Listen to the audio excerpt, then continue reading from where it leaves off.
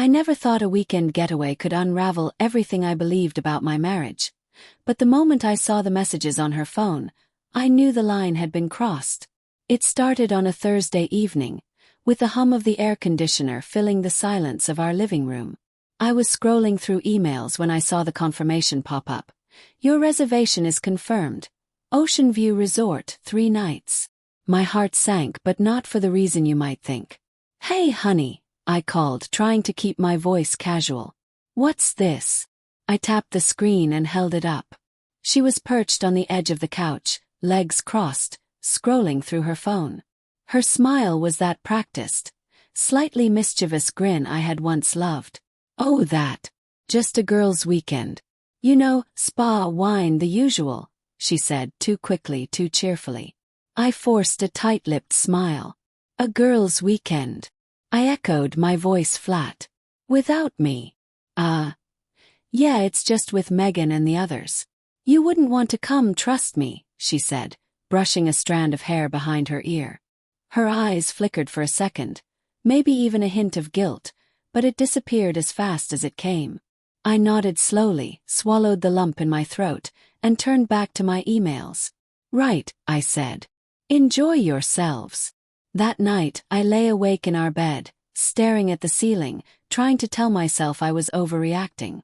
But the unease in my chest didn't fade. Something about the way she avoided my gaze, the way her fingers lingered on her phone longer than usual. It gnawed at me.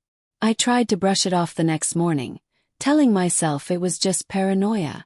I had no reason not to trust her, or so I kept repeating. But when I left for work and she went to the kitchen for coffee, I noticed her phone left unlocked on the counter.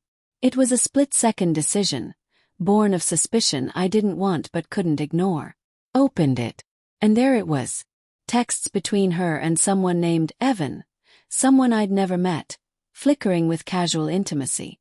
I can't wait for tonight. You looked amazing yesterday. Meeting you tomorrow. My chest tightened. My hands trembled. I felt the world shift beneath me. I wanted to scream to ask her why, but instead I shut the phone and left for work, pretending to be normal while my mind spun out of control. The weekend was supposed to be her escape. The one she had been looking forward to for weeks. But now it had become my leverage. I called the resort, my voice calm but measured, as I cancelled the reservation. Yes, I said when the agent asked for confirmation. The reservation under Emily Parker. Please cancel it and send a refund to the original payment method. As I hung up, I felt a perverse sense of control wash over me. She had plans that didn't include me, but I could make sure she didn't get exactly what she wanted. Not completely, at least. I drafted an email with the refund receipt attached. Subject line: Your weekend plans adjusted. I didn't write a single word, just hit send and leaned back in my chair. The next day I waited. I didn't have to wait long. My phone buzzed. Why did you do this? Her message landed like a punch to my gut. I wanted to reply with anger, with accusations, but instead I typed one simple response. Because I know. The text stopped after that. Hours passed. I could hear her moving around the apartment, the sound of cabinets opening, drawers closing. She wasn't packing for a trip anymore. She was probably trying to figure out what I knew, how much I had seen. When she finally came into the living room, her eyes were wide, glossy. For a moment, she looked like the woman I had married, vulnerable and unsure. Then she steadied herself, and the mask came back. You went through my phone, she accused, her voice shaking but sharp. You don't trust me. I saw everything, I said softly, more tired than angry. The text: Evan. This isn't just a girl's weekend, Emily. Her face hardened, and I realized in that moment that this wasn't going to be easy. You don't know what you're talking about, she said, but the quiver in her lips betrayed her. I do, I said. And I can't pretend anymore. We didn't talk for hours after that. I retreated into the bedroom, let the silence stretch like a chasm between us. My mind replayed every detail. Her laughter that had always felt too light, the way she would glance at her phone during dinner, The sudden weekend trips she insisted were just for fun. All those moments I had dismissed as harmless suddenly felt like puzzle pieces forming a picture I wasn't ready to see. By Sunday evening, the reality had sunk in fully. She tried to approach me, to touch my arm, to apologize, but I recoiled. I didn't know if it was anger or heartbreak, or the fear that I would crumble if I let her too close. I just wanted some time away, she said finally, tears welling in her eyes. I didn't mean for it to, get like this. I looked at her, really looked, and felt something shatter inside me. Time away from me, I repeated. From us. That's what it's about, isn't it? She nodded, unable to speak. And then, in a quiet, almost defeated voice, I said the words I had rehearsed in my head 1,000 times. I don't know if I can forgive this. Not this time. The week that followed was a haze. I couldn't look at her without seeing the betrayal. I couldn't hear her without imagining her with someone else. And yet, part of me, an irrational, stubborn part, wanted to understand. To know why the woman I had loved, the woman I had built a life with, had risked it all for a few stolen hours. One evening she finally spoke. I didn't mean to fall for him, she said, voice barely above a whisper. It just happened. I didn't plan this. I never wanted to hurt you. I shook my head, the bitterness rising like bile. Intentions don't erase actions, I said. You can't just say it happened and expect everything to go back to normal. She tried to reach for my hand, and I pulled away. I don't know if I can trust you again, I admitted. And maybe I don't want to. Not like this. The following weeks were a quiet storm.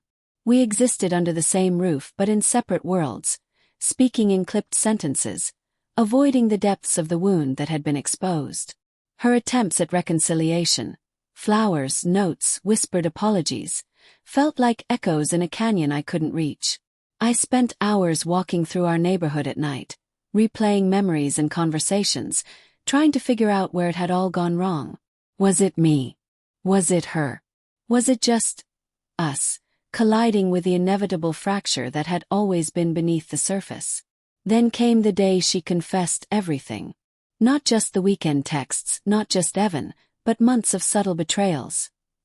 Hidden dinners, late-night messages, fleeting moments of desire she had convinced herself didn't matter. She thought she was careful. She thought I would never find out. But I had. And I realized then that the woman I had married, the one I thought I knew, was a stranger in my own home. I didn't scream. I didn't cry. I just listened, letting the truth fall around me like shards of glass, each piece cutting in its own way. When she finished, she looked at me with pleading eyes.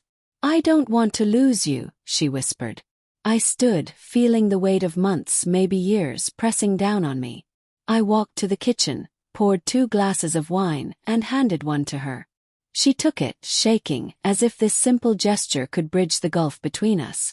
I didn't drink. I watched her, saw the reflection of her regret in the glass, and finally spoke. You've made your choice, Emily. I can't undo this for you. I can't pretend it didn't happen. She nodded, tears spilling over, but I could see the acceptance creeping in too, the understanding that some things couldn't be fixed with apologies or gifts or kisses. That night I slept on the couch.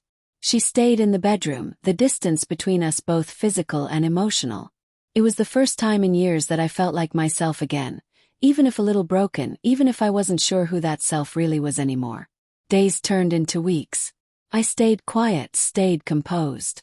And then one afternoon I found the courage to take action. Not for revenge, not for anger, but for clarity. I drafted a document, detailed the truth of her betrayal, attached screenshots, and sent it to a close friend, someone I trusted, someone who could help me navigate what came next. I never confronted her again with threats or rage. Instead, I let the truth stand as it was, unaltered and undeniable. I focused on myself, my work, my hobbies, the parts of me I had neglected in trying to maintain a facade of perfection in our marriage. Weeks later she left. Not with Evan. He had vanished from the equation once reality hit, but she left with the weight of her choices pressing down, the realization that some bridges once burned could never be rebuilt. I didn't feel victory.